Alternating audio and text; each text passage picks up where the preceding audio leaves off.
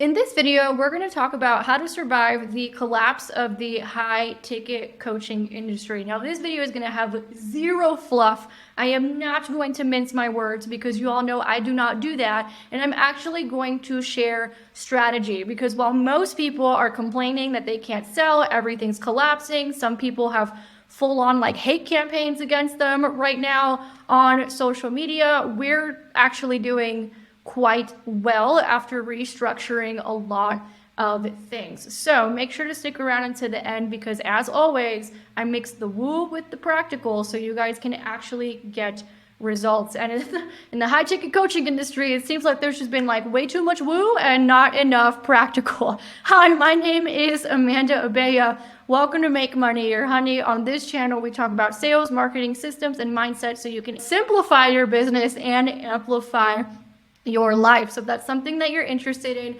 make sure to subscribe and hit the notification bell so you don't miss a single video or live stream. Now, speaking of live streams, I'm going to start doing more of them. Thank you so much for the feedback that we've gotten on the live streams about mindset and stuff like that. But you're definitely going to want to subscribe because this whole collapse of the coaching industry is something that I've been calling out since 2007.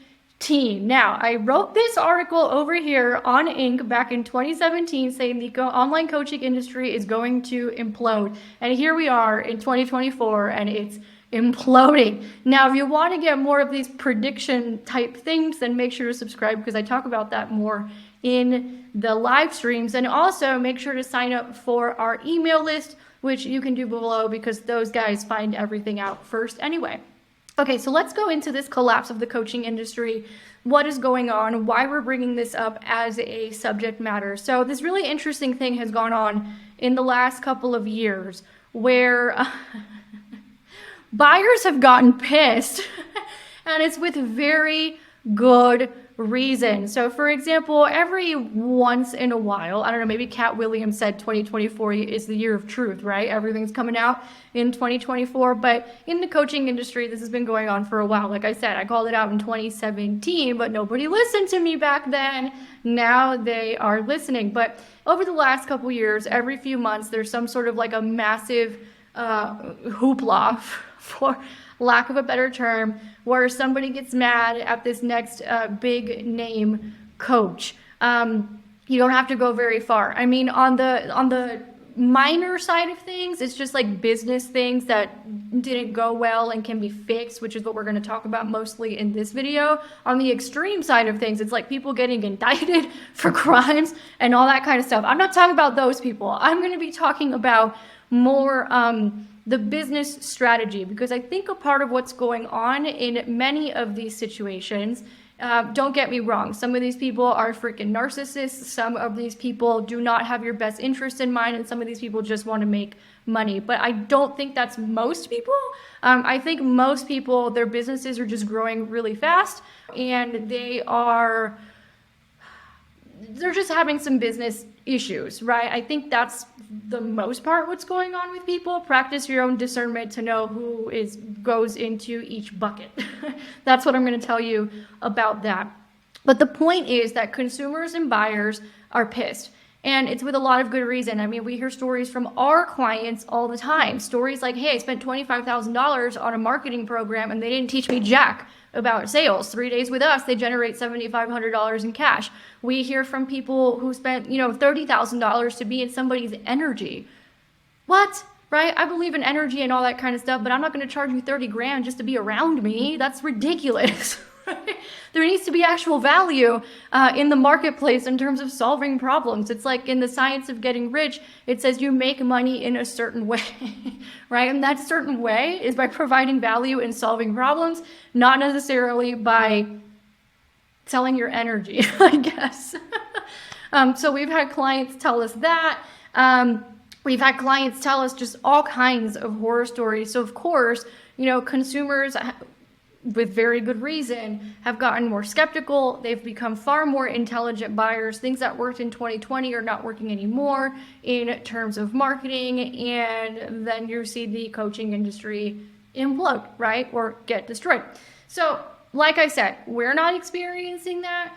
because there are certain rules that we have always followed in the business, and I'm going to share what some of those rules are, because I believe this, right? I think first we have to have a mindset shift that if all these people are getting out of the industry and things are imploding for some others, great. That just means there's more opportunity for you. Now that is when somebody says, Amanda, you're a savage. And I'm like, yep, that's how capitalism works. So it's actually kind of an opportunity if you see all of these people falling off. But what that means is that you have to step up into the opportunity. And it does mean that you need to make some adjustments because, like I said, what worked in 2020 is not working in 2024. So how can you survive this complete implosion of the coaching industry that we are seeing right now? How can you come out of it more profitable? How can you come out of it with really awesome clients? And how can you come out of it with actual longevity in the game? I've been in this game 15 years at this point. So how can you come out of it with longevity? Because that's really what counts in any business, is the longevity. So number one is people are looking for structure and process.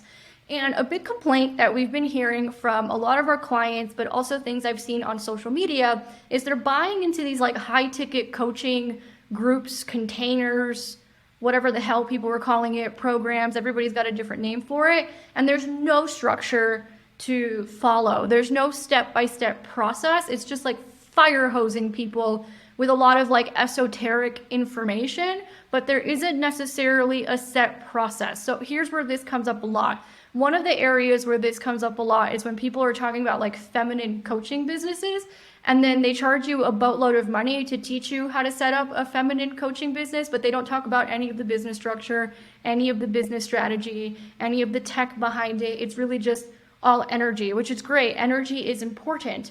But when it comes to business specifically, there's also a lot of strategy, and there's data, and there's analytics, and there's process, and there's skills that people need to understand, like marketing and sales. So what a lot of people are coming up against is the fact that they're buying, for example, all these business coaching containers and things, but they're not getting any of the actual skills or strategy that they need in order to have a functioning business. So what does that mean for you? It means that with your programs, your containers, your consulting, your coaching, what you help people with, make sure there's a process. Make sure you're actually teaching people skill set, because that's what they're looking for. And I've been banging my drum on this since 2020, and y'all are finally listening, so I'm happy. Make sure to subscribe so you can see more of my predictions on this YouTube channel. So that's number one.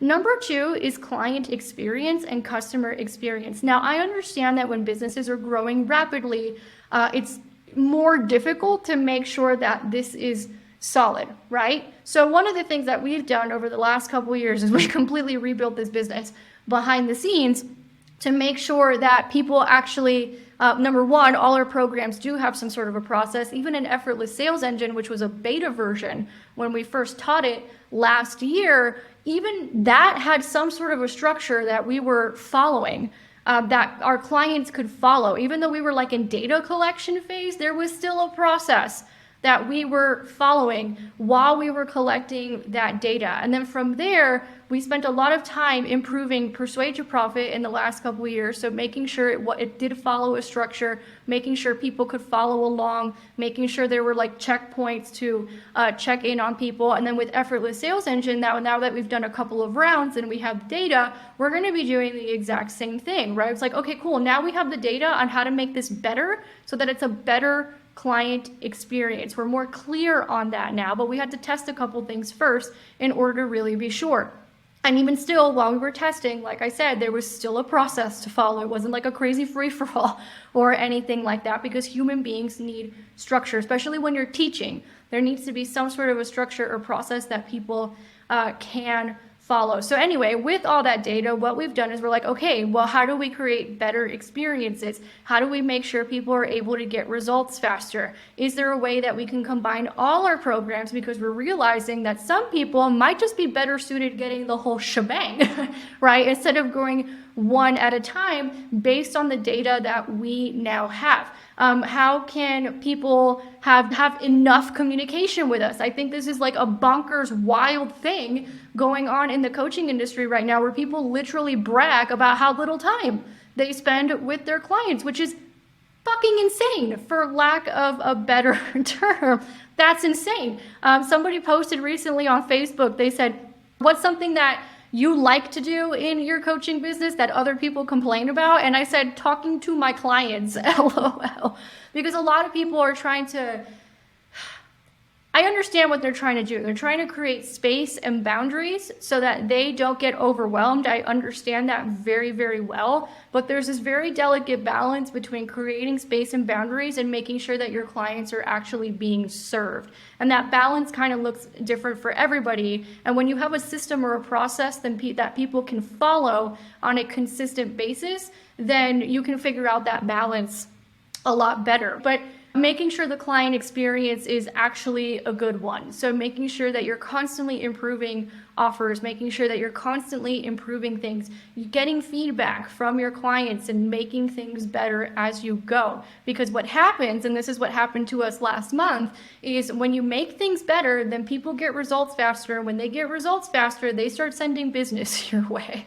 And then you have to spend less money and time on marketing. The sales are a lot easier. You start generating a lot more revenue because people are now sending you business because the experience is so good. So that's number 2, right? And number 3, I think, is just keeping your ego in check. I think a lot of people are starting to experience like they've gotten a lot of fame or they've gotten a lot of attention or they started making a lot of money and they're starting to have some upper limit problems, as Gay Hendricks says, and that is, and I've seen this happen to people that I like respected for a really long time. And now I'm seeing this like weird shift happen in the last 2 or 3 years, like where somebody needs to check them and ground them. Like that's kind of what's going on. So one of the things that I would say is stay humble, keep your ego in check. Don't do this weird superiority complex that people start getting into when they start getting a lot of attention and money. Just make sure those things are actually in check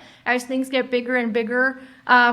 One thing that I worked on a couple years ago when I had like a big meltdown and a burnout and all that kind of stuff, which is why I'm saying I think a lot of business people are just having like business problems that they don't know how to deal with, and that's fine. It's how we learn. It's how you come back and correct it afterward.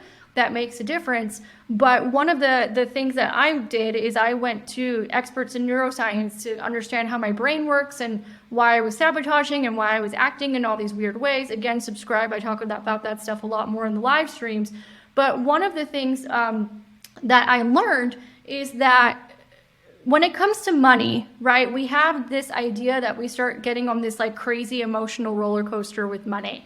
Usually that's because we have tied too much of our self-worth to how much money or success that we are making. And again, subscribe. I handle this stuff way more in the live streams where it's a longer format. So what happens, right, is that somebody starts making a lot of money and then their emotions go like whoop, right? And sometimes their ego goes right along with them. So one of the things that you want to learn how to do in business, but just life in general, is to realize that to stay grounded, right? And to realize that no matter how much or how little money you're making, it really has nothing to do with you and doesn't have to affect your emotions so much. And I think part of what might be going on out here is people just don't know how to handle the attention or the money that they're starting to make. They reach some sort of a limit. And when they reach that limit, they start to self-sabotage. So one of the things that I worked on with my coach, again, who is an expert in neuroscience, is I worked on that idea of like, no matter what money's doing, I'm good. Like last week, we closed a lot of sales last week, and there's a really big deal on the table right now, and it didn't affect my emotions at all. Not whatsoever. I mean, I literally went to Justin and I was like, cool, can I like go get a $3 smoothie to go celebrate this? Like I've worked really hard on being very grounded and not allowing all these swings with money or fame or attention or this problem or that problem or this is going well or not well. I haven't let those things really affect my emotions so that I stay grounded. And I think if you learn how to do that, then you're going to go very far, not just in business, but also in life. All right, guys, I hope you liked this video. If you did, go ahead and give it a thumbs up, share it with a friend, who might need to hear it, because I don't believe it's all doom and gloom out here. I actually think this is a fantastic opportunity for people who are in integrity if you do things the right way, which I mentioned in this particular video. I will catch you guys on the next one.